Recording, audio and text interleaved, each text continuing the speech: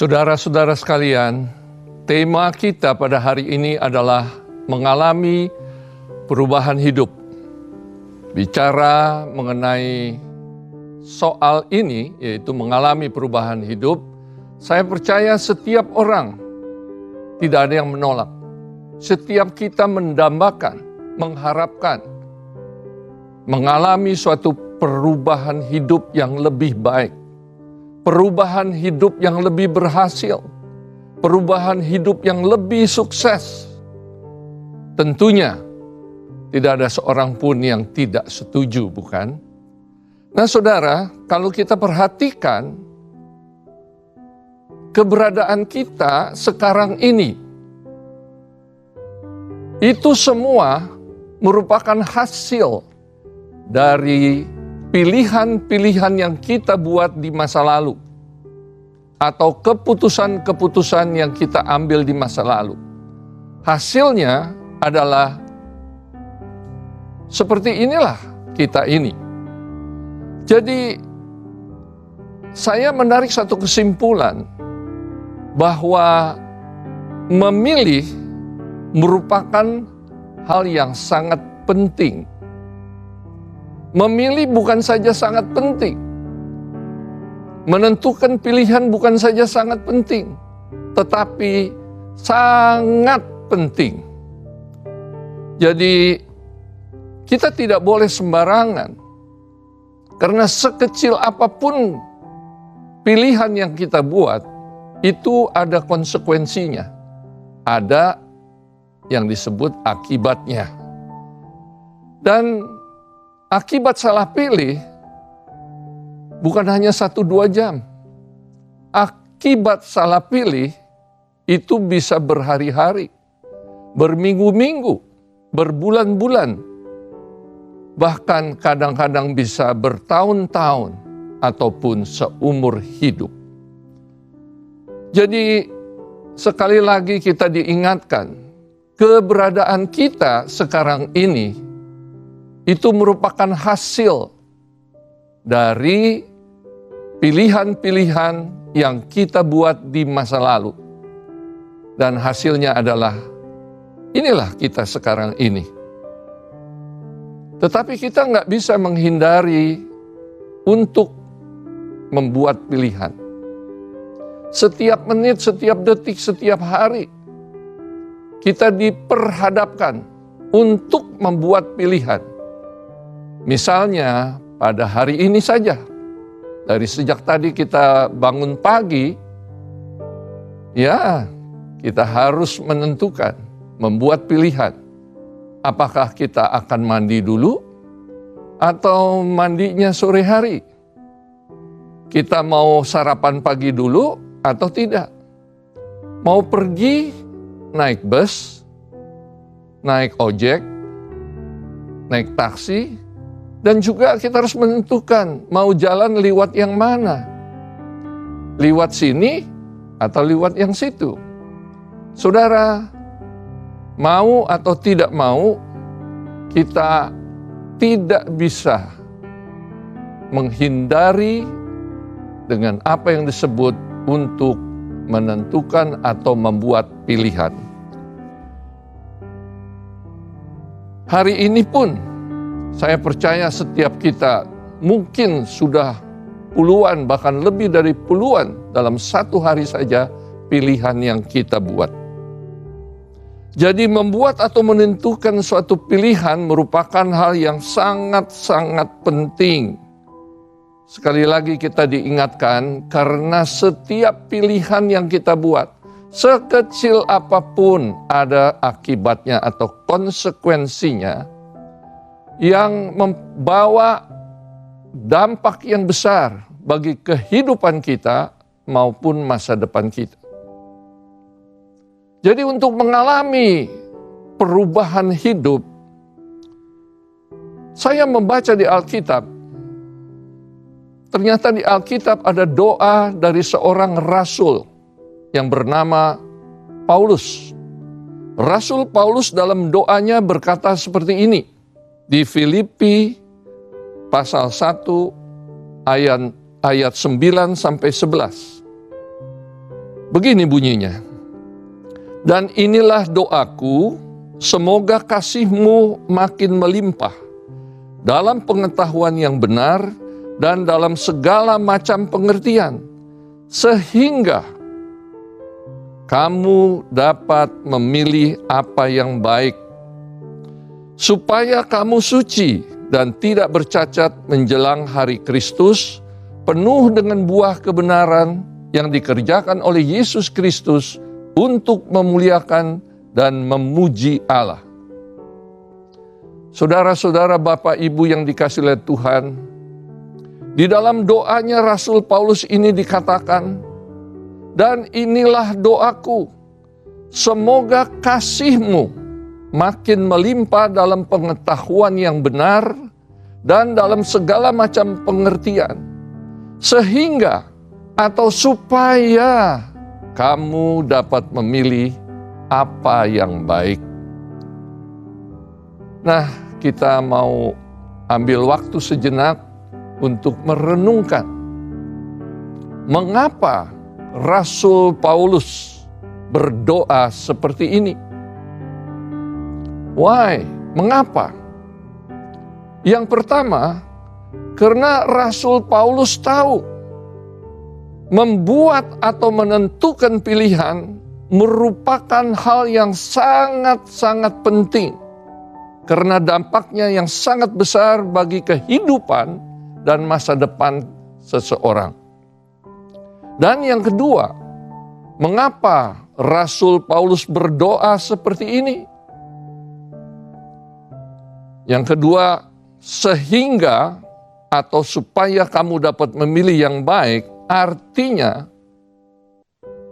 tentu ada yang baik dan ada juga yang tidak baik. Jadi kalau kita harus membuat pilihan, kita harus hati-hati dalam menentukan dan membuat pilihan kita. Nah, pertanyaannya adalah, jadi bagaimana agar kita tidak salah dan dapat memilih yang baik? Inilah justru yang menjadi doa dari Rasul Paulus ini.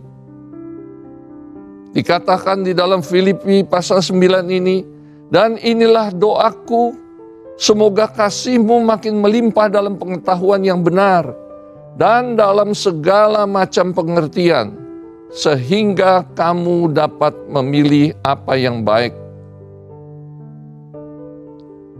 Jadi sebelum dapat memilih apa yang baik, di dalam doanya dia katakan, semoga kasih-Mu makin melimpah dalam pengetahuan yang benar dan dalam segala macam pengertian. Semoga kasih-Mu makin melimpah. Bukan kebencian yang makin melimpah di dalam diri kita. Bukan kemarahan, bukan dendam, bukan kekesalan. Tetapi doa Rasul Paulus dengan jelas mengatakan, supaya kasih-Mu yang melimpah di dalam dirimu. Saudara, kalau kasih itu melimpah di dalam diri kita, dan kita hidup di dalam kasih, rumah tangga kita akan menjadi indah, saudara. Tetapi kalau di dalam diri kita yang melimpah bukan kasih, tetapi kebencian, dendam, kemarahan, iri hati, rumah tangga pun seperti neraka. Oleh sebab itu, Rasul Paulus ini doanya perlu kita perhatikan, saudara. Kalau dia berdoa seperti ini, tentu ada sesuatu yang sangat penting yang harus kita perhatikan. Nah, di dalam Alkitab dikatakan God is love. Jadi Tuhan itu adalah kasih. Jadi kalau kita memiliki Tuhan dalam hidup kita, kita mengenal Tuhan Yesus dalam hidup kita, maka kasih Tuhan akan memenuhi hidup kita. Makanya dikatakan, Semoga kasih-Mu makin melimpah dalam pengetahuan yang benar dan dalam segala macam pengertian. Dalam pengetahuan yang benar, kebenaran hanya ada di dalam Tuhan. Oleh sebab itu, Alkitab adalah firman Tuhan. Dari Alkitab ini kita belajar tentang kebenaran. Kita jadi mengerti tentang kebenaran. Supaya kamu dapat memilih apa yang baik. Supaya kamu suci dan tidak bercacat menjelang hari Kristus.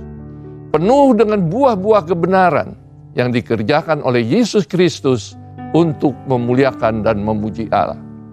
Saudara, Bapak Ibu yang dikasihi oleh Tuhan, Tuhan Yesus datang ke dunia yang dirayakan setiap hari Natal,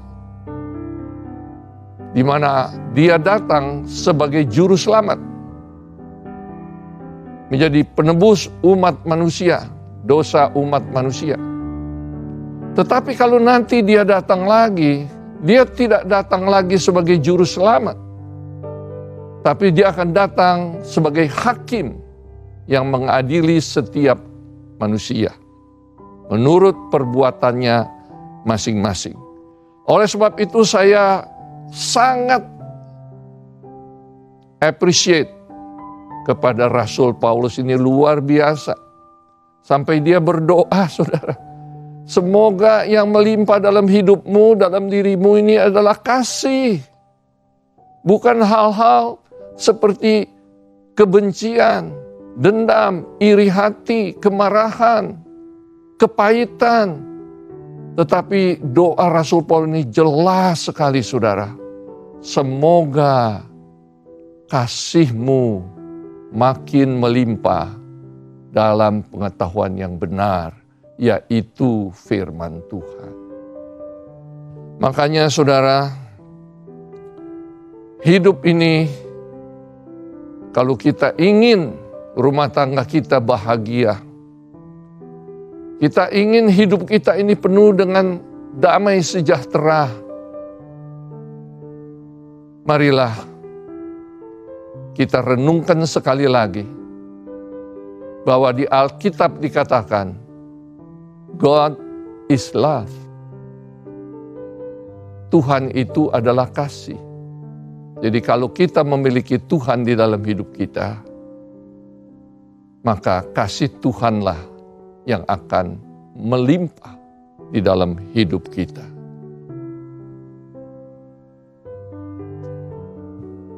Ini yang dialami oleh Rasul Paulus. Jadi ada satu kisah sebetulnya. Rasul Paulus ini dicatat di dalam Alkitab. Sebelumnya dia bernama Saulus. Saulus adalah menurut Alkitab seorang yang jahat. Dia membunuhi banyak pengikut Kristus. Dia seorang yang salah dalam memilih. Dia tidak mengetahui yang benar. Dia bertindak sewenang-wenang, membunuhi orang-orang yang tidak bersalah. Tapi ada satu keajaiban. Dia mengalami satu mujizat. Satu hari di dalam hidupnya, dia mendengar ada satu suara.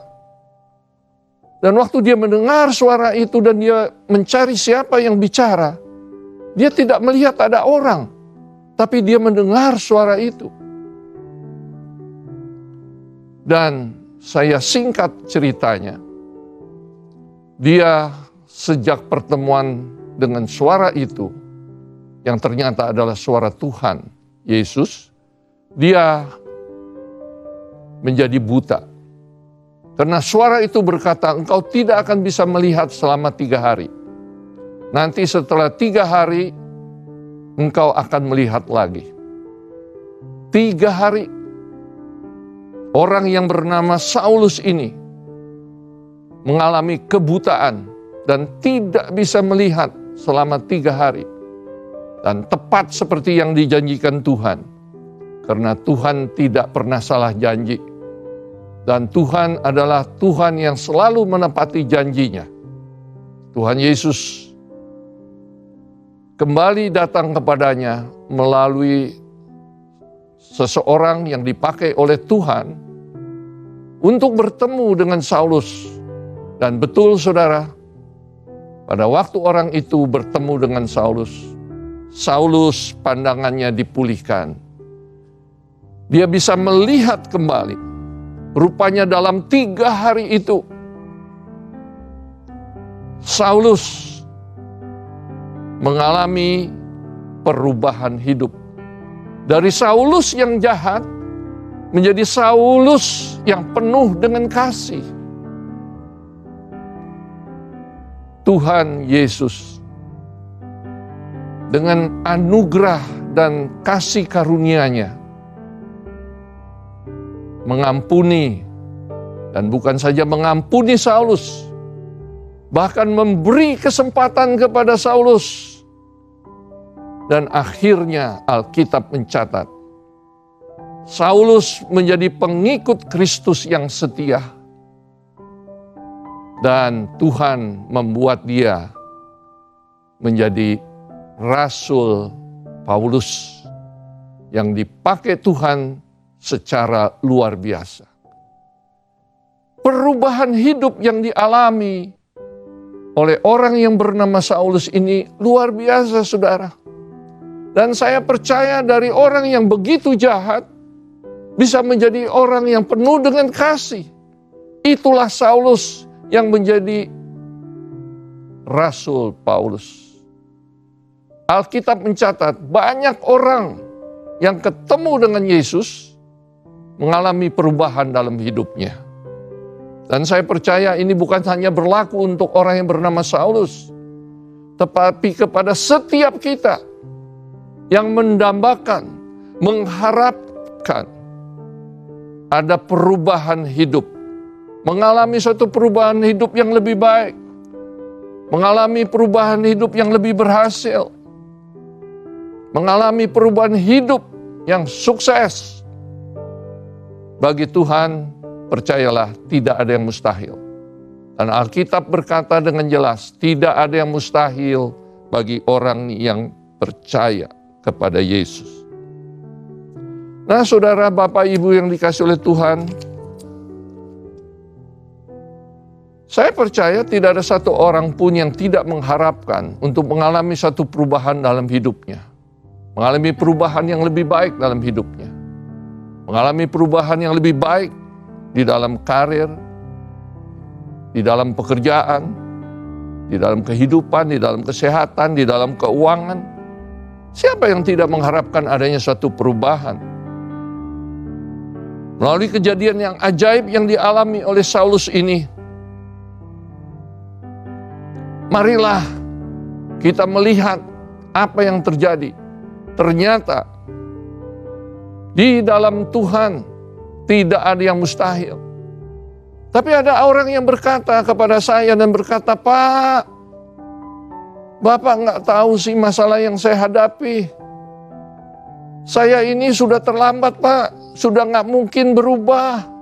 Orang bilang nasi sudah jadi bubur, Pak." Saya bilang, betul. Nasi sudah jadi bubur. Tapi Tuhan sanggup merubah bubur jadi nasi. Amin. Kalau saudara percaya, terjadilah sesuai dengan iman percayamu. Paulus tahu waktu dia hidup sebagai Saulus, dia memilih yang salah. Tapi oleh anugerah kasih dan kemurahan Tuhan, Allah mengampuni dan memberi kesempatan kepadanya. Itulah sebabnya Rasul Paulus memanjatkan doa ini. Dan saya percaya doa ini juga untuk kita semua. Filipi pasal 9 ayat 11 tadi mengatakan, inilah doaku, semoga kasihmu makin melimpah dalam pengetahuan yang benar dan dalam segala macam pengertian, sehingga kamu dapat memilih apa yang baik, supaya kamu suci tak bercacat menjelang hari Kristus, penuh dengan buah kebenaran yang dikerjakan oleh Yesus Kristus untuk memuliakan dan memuji Allah. Saudara, kalau Rasul Paulus berdoa seperti ini, saya percaya doa ini pun berlaku untuk kita. Alkitab berkata, doa orang benar itu besar kuasanya. Oleh sebab itu, sebelum saya mengakhiri, marilah saya mengajak saudara, kalau ada yang sungguh-sungguh percaya dan mau mengalami perubahan di dalam hidup saudara, mari datanglah kepada Yesus. Tuhan Yesus sanggup merubah kehidupan setiap kita. Kalau ada yang mau berdoa bersama saya, silakan angkat tangan saudara, mari kita berdoa. Tuhan, Kau melihat tangan-tangan yang terangkat. Meskipun kami tidak tahu di mana saudara-saudara kami ini berada, tapi kami percaya kuasa Tuhan menjamah mereka, memberi kesempatan kepada mereka untuk mengalami perubahan di dalam hidup mereka. Terimalah Tuhan Yesus, saudara. Terimalah, bukalah hatimu. Percayalah kepada Dia. Hanya Dia yang sanggup merubah kehidupan kita. Haleluya. Amin.